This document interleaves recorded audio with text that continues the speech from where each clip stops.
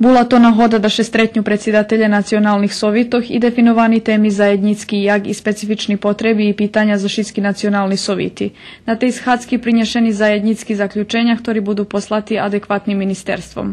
Svoje návrhy urobila aj pracovná skupina, ktorá sa zaoberala samým akčným plánom.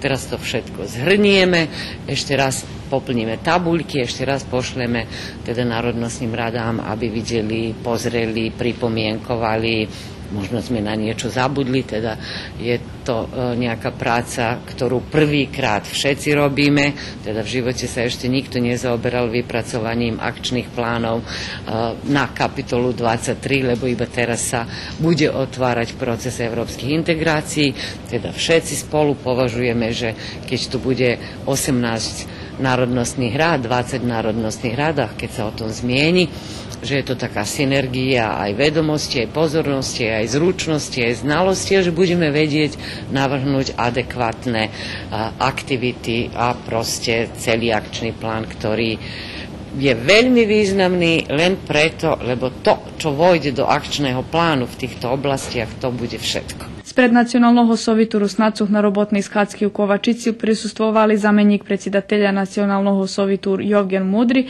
predsjedatelj vyvršnog odboru sovitu Željko Kovač i predsjedateljka odboru za obrazovanje Nacionalnog sovitu Melanija Rimar.